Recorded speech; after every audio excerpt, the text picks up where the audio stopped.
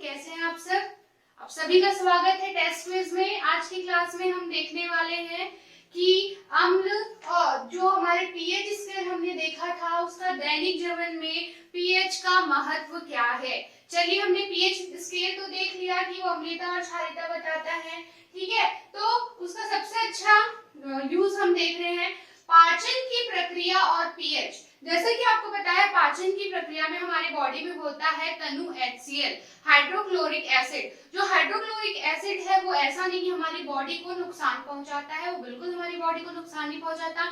In fact वो हमारे digestion में हेल्प करता है। कभी कभी क्या होता है जब हमारा अपच हो जाता है, मतलब हमारा जो फूड है वो डाइजेस्ट नहीं हुआ रहता, तो उस केस में क्या होता है, उस टाइम पे क्या बोलते हैं जो हमारी बॉडी है वो और एक्स्ट्रा HCl रिलीज करती है, एसिड रिलीज करती है।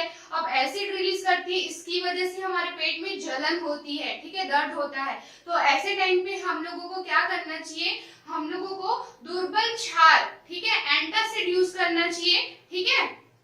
तो जिससे हमारा क्या होगा, जो पाचन की प्रक्रिया और पीएच है ना, उससे वो जो हमारा जलन है वो ठीक हो जाएगा। ये हम लोगों ने देख लिया कि पाचन की प्रक्रिया और में पीएच का क्या महत्व है। जो मैंने आपको बताया उसको बिल्कुल ऐसे लिख सकते हैं। रक्त का पीएच और जैविक प्रक्रिया, देखो जो ब्लड है उसका जो पीएच वैल्यू है 6.8 से 7.8 के बीच में होना चाहिए। अगर वो इस बीच में है तभी जो ब्लड में प्लाज्मा और सीरम है, ठीक है, और उसमें जो इनकी जो जैविक क्रियाएं हैं वो प्रॉपर फंक्शन करती है, प्रॉपर कार्य करती है, ठीक है। जो हीमोग्लोबिन का कार्य है वो क्या है, वो क्या करता है, गैसों का आदान प्रदान करता है। अगर ये थोड़ी भी अम्ली हुई या फिर कुछ भी हुआ तो जो हीमोग्लोबिन का साइज है वो गोली हो जाएगा, उसका आकृति बदल जाता है। इसलिए जो हम लोग का 6.8 से 7.8 के बीच में जो ब्लड का जो पीएच है वो मेंटेन रहना चाहिए। उसके बाद देखते हैं हम लोग लार का पीएच। लार का पीएच जैसे कि हम देख पाते हैं कि हमारे दांत, ठीक है, जो कि किसके बने हैं, कैल्शियम फॉस्फेट के बने हुए हैं, जो इतने कठोर होते हैं कि पानी भी इसको गला नहीं पाता। और ठीक है, बहुत कठोर, हम लोग की बॉडी का सबसे कठोर हिस्सा क्या है, दांत है, ठीक है। तो जो हम लोग का जो लार की वैल्यू अगर 5.5 से कम हो जाती है, ठीक है, अगर कम हो गई तो दांतों में सड़न की समस्या और ये सब समस्या चालू हो जाती है। इसलिए बोला जाता है कि आप लोग क्षारीय दंतमंजन का यूज कीजिए, ठीक है। इसीलिए तो जो हम लोग के टूथपेस्ट होते हैं वो कैसे होते हैं, वो बेस होते हैं, वो क्षारीय नेचर के होते हैं, ठीक है। उसके बाद हम क्या देख रहे हैं, पीएच और पौधों और जंतुओं की आत्मरक्षा। पीएच अब कैसे पौधों और जंतुओं की आत्मरक्षा करता होगा, तो देखिए कुछ पौधे ऐसे होते हैं जिनमें कुछ नुकीले कटीले झाड़ियां निकली होती हैं। आप उसके पास जाएंगे तो आपको डंक मारेंगे तो वो क्या होगा, आपके अंदर एसिड रिलीज कर देते हैं जिससे आपको दर्द होगा, ठीक है। तो इस तरह से जैसे मधुमक्खी भी है, वो कैसे है, हमें डंक मारती है तो फार्मिक अम्ल रिलीज करती है, तो हमें दर्द का अनुभव होता है। तो इस तरह से जो पौधे और जंतु है वो अपनी आत्मरक्षा ऐसे करते हैं, ठीक है। तो मिट्टी का पीएच और फसल का उत्पादन, अगर आपको अच्छा फसल चाहिए तो मिट्टी जो है वो 5 से 8 पीएच स्केल उसका होना चाहिए, ठीक है। तो तभी हम लोग का जो फसलों का उत्पादन है वो बहुत अच्छे से हो पाता है, ठीक है। जैसे कि हाइड्रेंजिया एक फूल है, अगर वो एकदम अम्लीय मिट्टी में है ना तो वो मिट्टी के ऊपर अपना फूल का कलर चेंज करता है। अगर हाइड्रेंजिया जो फूल है, हाइड्रेंजिया जो फूल है वो अम्लीय मिट्टी है ना, तो कौन सा फूल देगा, वो नीला कलर का फूल देता है। और वहीं अगर क्षारीय मिट्टी है तो वो अपना रंग परिवर्तन कर देता है और गुलाबी कलर का फूल देता है। तो इस तरह से हमने देखा कि दैनिक जीवन में पीएच के क्या क्या महत्व है। आपके 5 पॉइंट्स आपके एग्जाम में आ सकते हैं, ठीक है। तो आप लोग इसको अच्छे से समझिए और इसको नोट कर लीजिए, क्लियर। चलिए अब आप हमारा नेक्स्ट का टॉपिक, ठीक है, आपके चैप्टर का हमने एसिड बेस तो बहुत अच्छे से पढ़ लिया। अब हम क्या देखने वाले हैं, अब हम देखने वाले हैं सॉल्ट। तो हमारा टॉपिक क्या है, लवण, ठीक है, लवण या फिर सॉल्ट। तो जैसा कि आपको पता है अम्ल और क्षार की क्रिया के फलस्वरूप ही हमें लवण और जल मिलता है। मैं इसे नहीं लिखने वाली हूँ, ठीक है। आपको पता है जो अम्ल है वो H+ डोनेट करते हैं और जो क्षार है वो OH- आयन को डोनेट करते हैं, जिसकी वजह से ही कोई भी अगर रिएक्शन होता है तो उसमें क्या बनता है, उसमें लवण बनता है, ठीक है। और उसके H+ और OH- आयन की वजह से हमें क्या मिलता है, हमें मिलता है जल, ठीक है। चलिए कुछ एग्जांपल देखते हैं सॉल्ट के। तो HNO3 और KOH, ठीक है, ये सब एक्वा सॉल्यूशन है। ये दोनों मिलके क्या देंगे, देखो जो अम्ल है उसका निगेटिव पार्ट और जो क्षार है उसका पॉजिटिव पार्ट, जो K+ है वो किससे जुड़ जाएगा, NO3- से, तो ये क्या हो जाएगा, पोटेशियम नाइट्रेट, और हम लोगों को क्या मिलेगा यहाँ पे, एक H2O, क्लियर। उसके बाद हम देखते हैं H2SO4, तनु सल्फ्यूरिक अम्ल और कॉपर हाइड्रोक्साइड, ठीक है। तो कॉपर हाइड्रोक्साइड तनु सल्फ्यूरिक अम्ल क्या देते हैं, तनु नहीं, H2SO4 सल्फ्यूरिक एसिड, ठीक है। तो ये क्या बनेगा, इसका जो क्षार होता है उसका प्लस वाला हिस्सा कॉपर और सल्फेट, इसका अम्ल का निगेटिव वाला हिस्सा एक दूसरे से जुड़ते हैं, उसी तरह से ये क्या बनेगा, +2H2O। ये क्या है, हम कुछ सॉल्ट के एग्जांपल देख रहे हैं। उसके बाद आप देखिए CH3COOH और NaOH। तो फिर से जो क्षार का जो पॉजिटिव हिस्सा है, ये हम इसको बाइफरकेट कर सकते हैं ना, Na+OH- Cu+ और Cu2+ और OH-, ठीक है, और K+OH-, इसलिए मैं ऐसा बोल रही हूँ कि इसका जो प्लस वाला हिस्सा है वो इसके माइनस वाले हिस्से से जुड़ जाता है, ठीक है। तो ये क्या बनेगा, ये CH3COONA, जिसे हम क्या कहते हैं, सोडियम एसीटेट, और ये क्या बनाएगा, एक H2O, वाटर बनाएगा, ठीक है। इस तरह से हमने देखा जो लवण का धनात्मक भाग है वो क्षारक से आता है, ठीक है। जैसे कि लवण का धनात्मक भाग है वो क्षारक से आता है, देख रहे हैं ना, ये क्षार से आया है, क्षारक से आता है, इसलिए इसको क्षारीय मूलक कहते हैं। तो क्षारीय मूलक क्या है, लवण का वह भाग वो जो क्षार से आता है उसे धनात्मक भाग क्षार से आता है, इसलिए इसको क्षारीय मूलक कहते हैं। और लवण का ऋणात्मक भाग अम्ल से आता है ना, अम्ल से आता है, इसलिए इसे हम क्या कहते हैं, इसे हम कहते हैं अम्लीय मूलक, क्लियर। तो इस तरह से हमने क्या ये भी देखा कि सॉल्ट में दो भाग होते हैं, एक धन भाग होता है, धनावेशित भाग होता है, और एक ऋणावेशित भाग होता है। धनावेशित भाग क्षार से आता है इसलिए इसको क्षारीय मूलक बोलते हैं, और ऋणावेशित भाग किससे आ रहा है, अम्ल से आ रहा है, इसलिए इसको हम लोग अम्लीय मूलक बोलते हैं। ये क्लियर हुआ आप लोगों को। तो K+ क्या है, क्षारीय मूलक, और नाइट्रेट क्या है, निगेटिव है, जो ऋणावेशित भाग है वो क्या कहलाएगा, अम्लीय मूलक, ठीक है।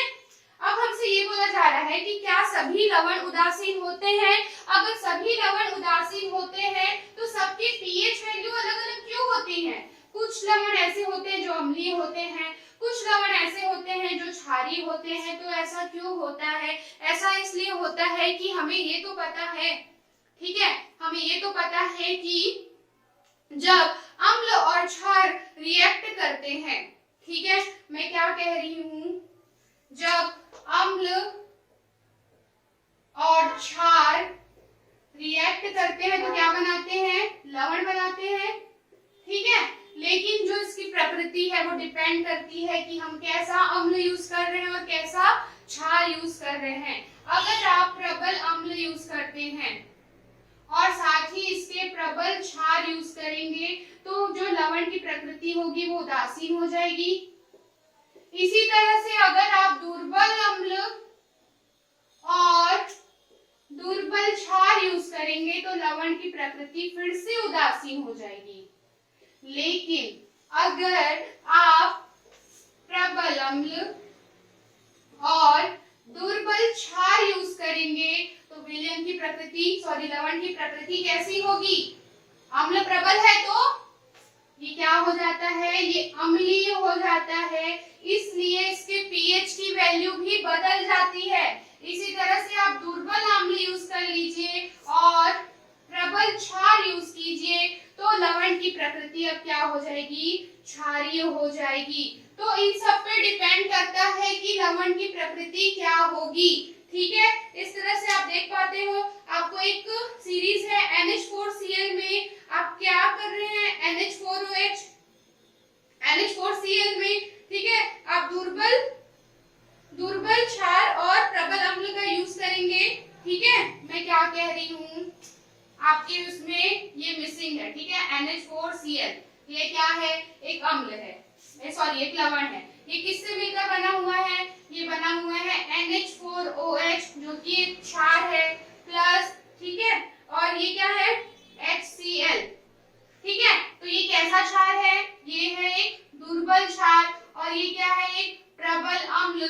तो इसकी प्रकृति क्या हो जाएगी, इसकी प्रकृति होगी अम्लीय। क्लियर हुआ जो मैं आपको बता रही थी कि अगर आप एक दुर्बल क्षार लेते हैं और एक प्रबल अम्ल लेते हैं, ठीक है, तो जो लवण बनने वाला लवण है, सॉरी मेरा एरो ये रॉन्ग हो गया है, ये इस डायरेक्शन में जाएगा, तो बनने वाले लवण की प्रकृति क्या होगी, वो क्या हो जाएगी, वो हो जाएगी अम्लीय। ठीक है, ये तो हो गया लवण का कॉन्सेप्ट क्लियर। अब हम देखते हैं कि अम्ल वर्षा क्या होती है। हम क्या देखने वाले हैं, अम्ल वर्षा, एसिड रेन। अम्ल वर्षा देखते हैं हम, अम्ल वर्षा क्या कहेंगे इसे, एसिड रेन। एसिड रेन क्या होता है, सामान्यतः जो मैंने आपको बताया कि जो जल का पीएच है वो 7 होता है, जल का पीएच 7 होता है, इसमें तो कोई डाउट नहीं है कि जल का पीएच 7 होता है। लेकिन आप देख रहे हैं वातावरण में उपस्थित इतने सारे गैस हैं, ठीक है, इतने सारे गैसों के विलय हो जाने के कारण जो जल है उसका पीएच का मान 5.6 से कम हो जाता है। ठीक है, तो अम्ल वर्षा में क्या होता है, अब गैसें इतना ज्यादा पॉल्यूशन हो रहा है कि बहुत सारे गैस जो है वातावरण में विलय हो गए हैं, जिसकी वजह से पीएच का मान 5.6 से कम हो जाता है। कैसे विलय हो गए हैं, चलिए इसको देखते हैं। जैसे कार्बन डाइऑक्साइड है, ठीक है, वातावरण में ये जल के साथ क्रिया करके कार्बोनिक एसिड बना रहा है, बना दिए कार्बोनिक एसिड बना रहा है। ठीक है, उसके बाद क्या हो रहा है, जो SO2 है, सल्फर डाइऑक्साइड है,